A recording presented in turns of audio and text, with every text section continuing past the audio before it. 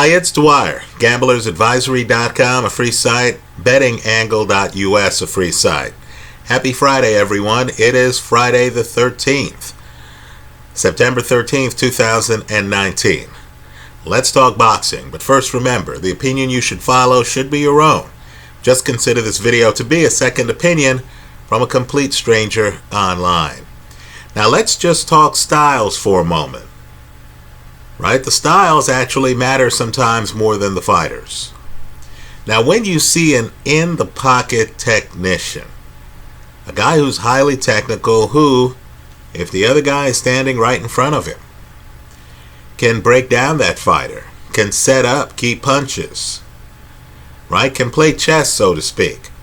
Have the other guy's right hand blocked, roll with punches, have it set up so the other guy is always in range, then come across with your own right hand, right? You have to ask yourself, will that technician be able to lure the other fighter into the pocket? If you're a chess player, will you be able to get the other person to sit down at the table to play chess? Because if you can't, if you're facing a guy with great legs, think Manny Pacquiao, right? And you're Juan Manuel Marquez, in the pocket technician. Think Abdullaev, right? And you're facing Devin Haney.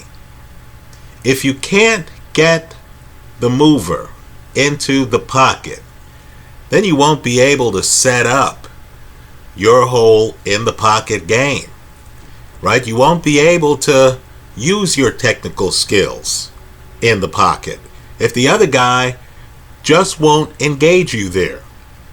So you have the first Manny Pacquiao Marquez fight, right? Marquez, master technician in the pocket, master. Manny Pacquiao moving around. Understand, as long as Manny is outside and he's just coming in episodically in an ambush style, throwing punches and getting back outside, not even engaging with Marquez in any kind of prolonged flurry, Marquez couldn't do anything.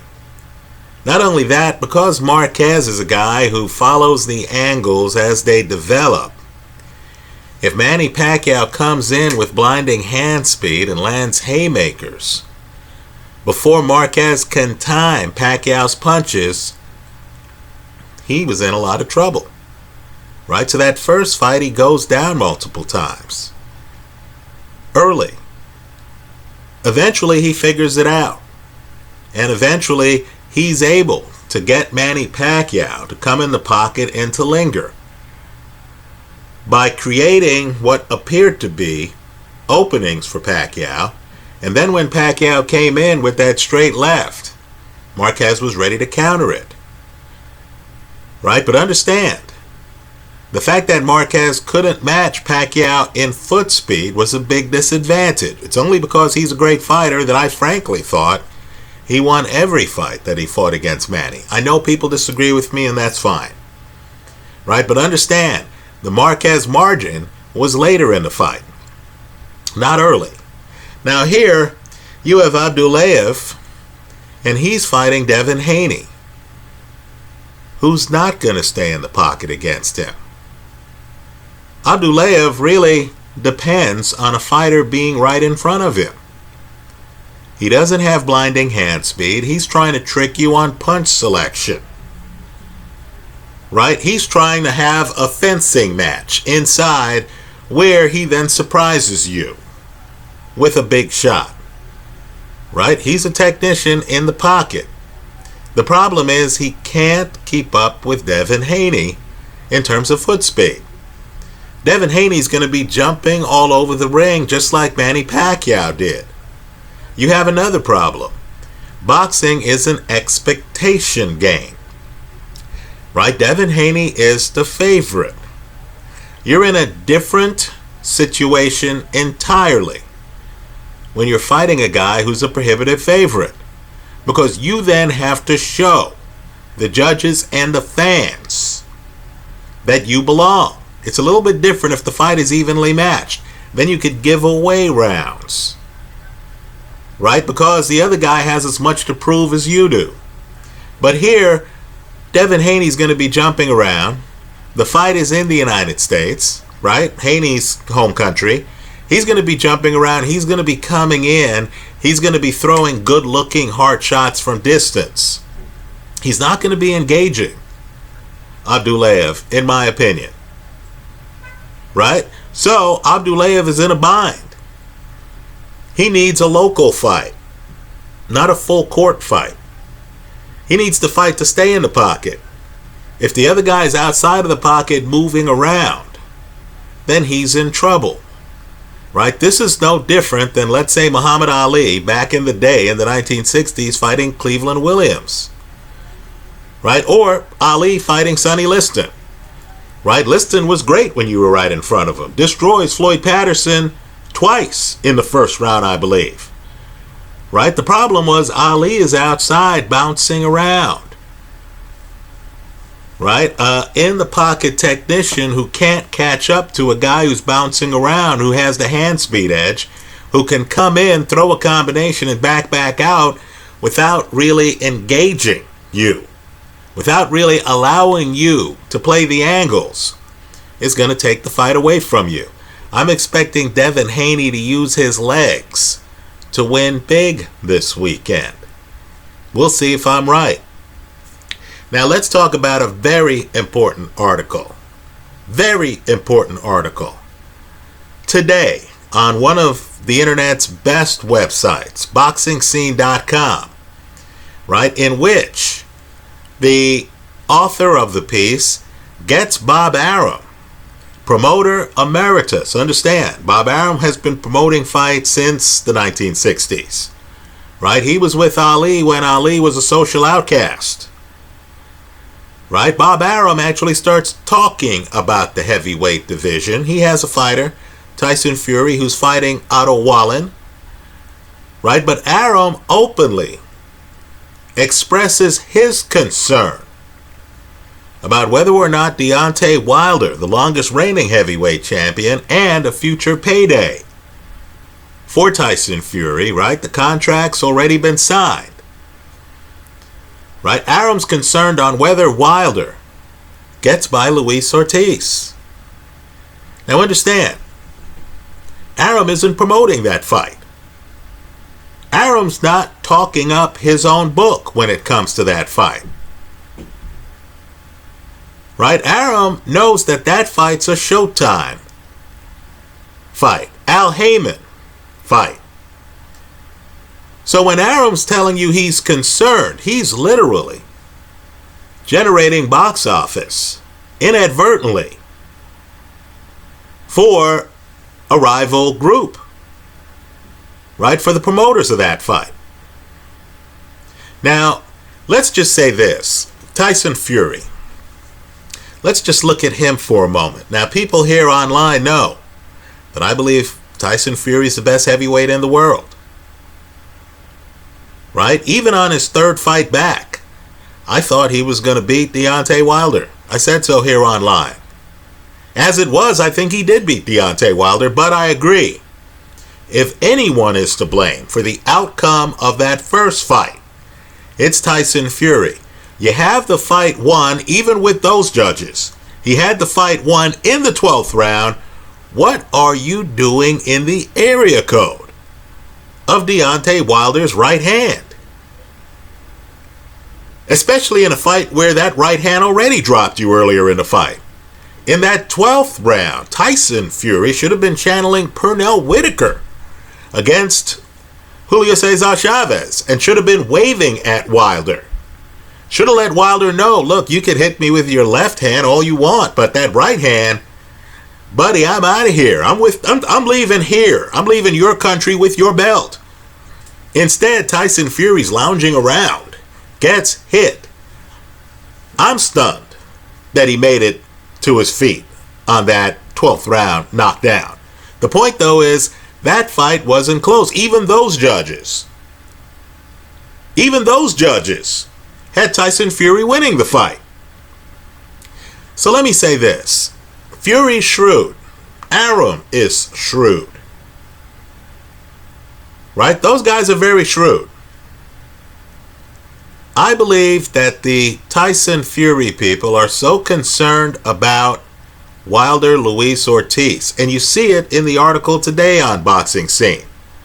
Right? Bob Arum's telling you he's concerned that they have Fury fighting a southpaw in Otto Wallin. Right? Who's a southpaw just like Luis Ortiz is. In other words, the Fury people want to be prepared for any outcome in which Luis Ortiz ends Deontay Wilder's reign. Folks, the first fight is that hairy. I know the folklore is that Deontay Wilder starts fast, gets temporarily dazed, recovers, then goes on to drop Luis Ortiz multiple times. Okay, great. I'm just telling you, Luis Ortiz sweeps the early rounds in that fight. Deontay Wilder's doing close to nothing, folks. Close to nothing in the early rounds of that fight. Also understand, in terms of being this close to losing your title, right? Think about it. The referee thought that Wilder was so banged up that the doctor is called to look at him at the beginning of a round, after he got shellacked in the prior round. I want people to look hard at Luis Ortiz. I know he's 40, but this is the heavyweight division. 40 at heavyweight's not the same as, let's say, 40 at welterweight. Right? It's just not the same. You know, think about it. In the article on Boxing Scene, Bob Arum seems to confirm a rumor that's been out there. He claims that when Anthony Joshua was looking for a replacement to Jarrell Miller, Joshua offered Luis Ortiz a shot at the title. Right now, I think we figured out that Anthony Joshua defensively isn't blessed. Right? The boxing hardcore might remember Floyd Mayweather at one point met up with Anthony Joshua and said, "Hey man, you need to tighten up some things. Why don't you come to my gym? Hang out with my staff and we'll help you with your game." Right now, I want people to keep track of the people in boxing who've been successful, who have given Joshua that advice. Right? Understand, George Foreman, former Olympic gold medalist, former heavyweight champion. Right? It took Ali, by the way, to take Foreman's title. Kenny Norton tried, got dropped. I don't think Norton made it to the third round. Right? George Foreman wanted to take over Joshua's career. Folks, I know there are cynics out there who are saying, well, Joshua's career is a lucrative career. What entrepreneur wouldn't want to take over the career? Foreman must have been in it for the money. Now, if you haven't figured out that George Foreman is worth at least 9 figures, if you don't know about the money George Foreman made, not just off his heavyweight career, but also off of the George Foreman grill, then your head's been in the sand. You also had Lennox Lewis, who said, hey, you know, during my career, I had to get rid of my trainer and I had to hire Emanuel Stewart. Right? Lewis wasn't with Stewart from day one. Right? He had to bring in Stewart after some trying times in his career. So Lennox Lewis pivoted and said, look, Anthony Joshua needs a new trainer. Right? So that's 2 different heavyweight champs. Then you have Floyd Mayweather. Right? Dominant defensively. Really, the only defensive fighter I place ahead of Mayweather in terms of defense is Pernell Whitaker. Right? Floyd saw Joshua. Now, I'm just telling you, if Floyd thought that Anthony Joshua was, you know, Ali or something, I don't think Floyd would say, hey, why don't you train at my gym? Right? Let me just tell you too, like George Foreman, like Lennox Lewis, Floyd's made enough money. He doesn't need to pocket an extra $1 million or so in some big fight, guiding Anthony Joshua. Right? Floyd told Joshua, look, you need help on your defense. Right? Google it. Floyd inviting Joshua out to Vegas and stuff like that. So you have some boxing A-level guys, right? Heavyweight champs, the best pound for pound, right? Guys who have thrived in the sport of boxing. You have them suggesting that Anthony Joshua needed a new trainer. Well, let me just say, Joshua then pivots, says to Luis Ortiz, hey, let's fight. I'll fight you in New York City. Folks, Luis Ortiz fought Wilder in New York City. Ortiz at that point was more acclimated, had more familiarity with fighting in New York City than did Anthony Joshua. Right, so this was a golden opportunity. You're 39 years old, and the heavyweight champ says, hey, I'd like to give you a shot at the title. You understand, hey, these opportunities don't come around that much. I'm not a young guy. I can't assume that in the next 3 years I'm going to get a shot at the title. No. Luis Ortiz turned it down. Now let's just count the titles. Right? Fury's the lineal. Okay. Wilder's a WBC. Okay. Folks, I'm just telling you that Joshua had more belts. More belts than that. Right? Joshua had the rest of the alphabet at heavyweight. So Joshua's offer to Luis Ortiz was magnanimous. Magnanimous. Luis Ortiz to turn down that fight. And I don't care what he was offered. I understand in the piece on Boxing Scene, Bob Arum is saying, hey, Al Heyman had to promise him another shot at Deontay Wilder. Right? I don't care. I don't care what he was offered. Right? Just understand that Luis Ortiz must privately feel that if he gets a second crack at Deontay Wilder, he's going to win that fight. Right? I mean, Luis Ortiz, more than anyone, I'm sure, knew that Anthony Joshua was not defensively blessed. Right? I mean, I understand Joshua has a big name and everyone's saying, hey, look, he's beaten some people and stuff like that. Right? Joshua couldn't even clinch Andy Ruiz. Let's be real. Right? Let's be real. Let me also point out, too, that Joshua has had some close calls in fights. Right? I thought he gets hit in the mouth by Alexander Povetkin. And if Povetkin doesn't get overconfident, in my opinion, one man's opinion, and just start lunging in at the same angles, I think Joshua would have been in trouble in that fight. Against a guy in his late 30s, it was clear Joshua didn't have Povetkin's hand speed. Look at the tape. Don't believe me, look at the tape yourself. In the early rounds, Joshua certainly didn't know how to stop Povetkin. Now, I'll give Joshua credit. The short punch that he drills Povetkin with, that pretty much ends that fight, Povetkin is finished after that, was excellent. He made the adjustment. Joshua certainly is an accurate puncher. Right? But let's just say if you're a challenger of Joshua, and you've seen Joseph Parker go the distance with Joshua in Joshua's backyard. You saw Joshua on the canvas against a relative senior citizen by boxing standards in Vladimir Klitschko. I agree this is the heavyweight division. But let's remember, Klitschko first lost to Tyson Fury, then was out of the ring for a prolonged period of time. Right? The Klitschko that fights Joshua is not prime Vladimir Klitschko. He's not even unrusty Vladimir Klitschko.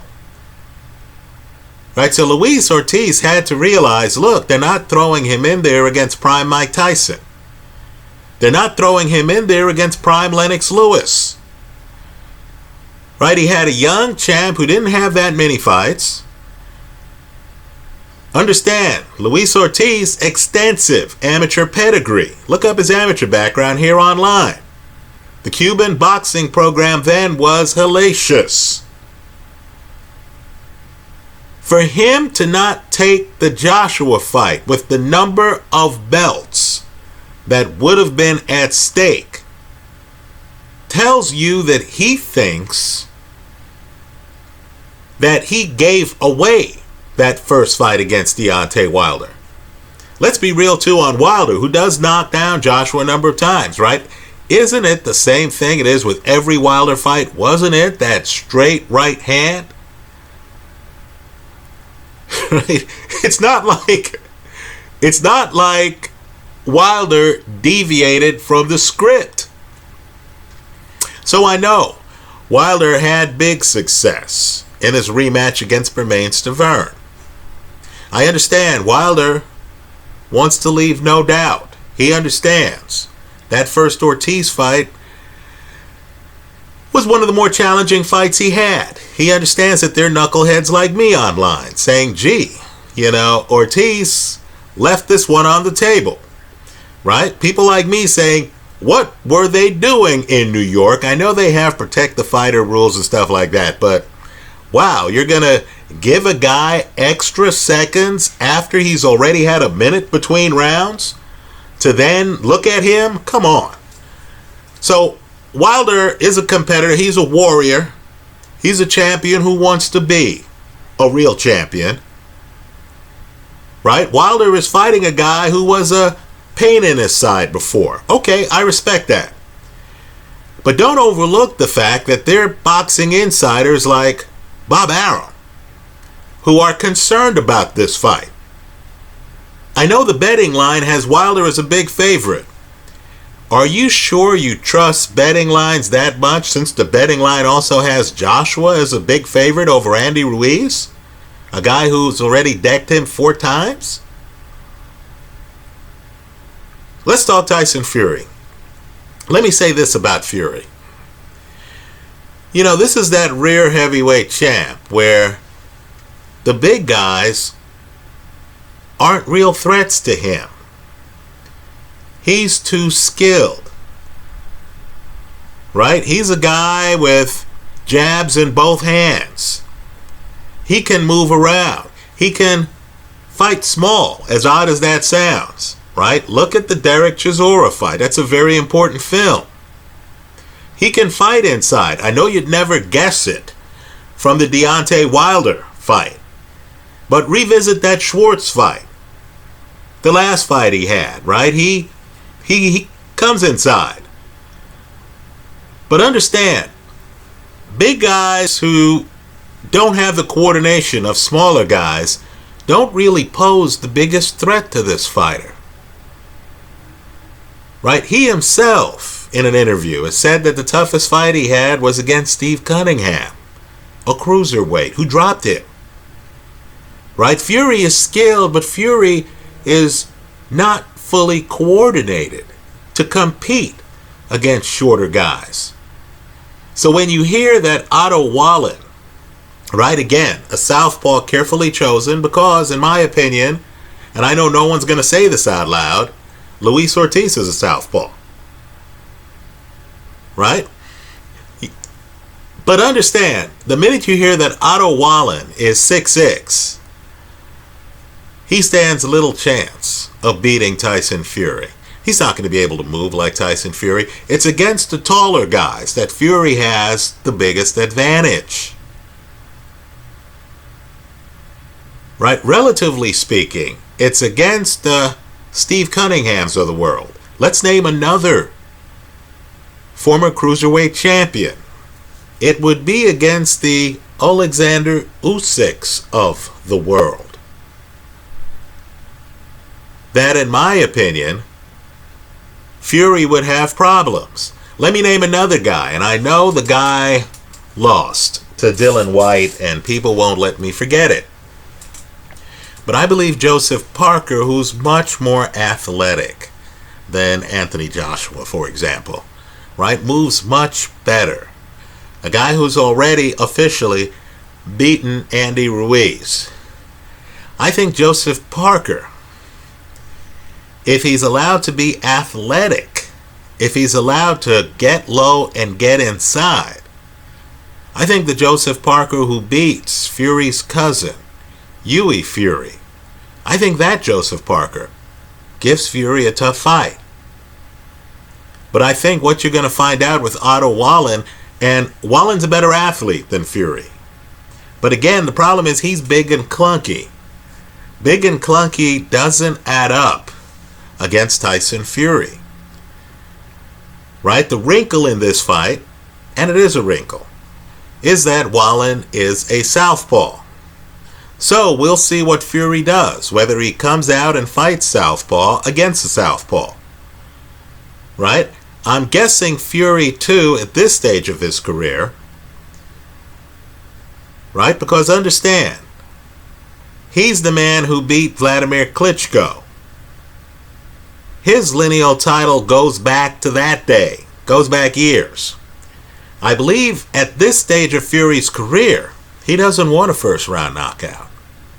I know it'd be great for marketing, but I believe Fury actually is still shaking off the rust from time out of the ring. I think Fury actually wants to go a few rounds. Fury's lost weight. He's rededicated himself to the sport. I think he wants to go a few rounds, try a few things, right? Fool around with a few angles. Let me just tell you, if Fury shakes off the rust and regains confidence in fighting southpaw, if Deontay Wilder beats Luis Ortiz, that'll be an easy fight for Fury.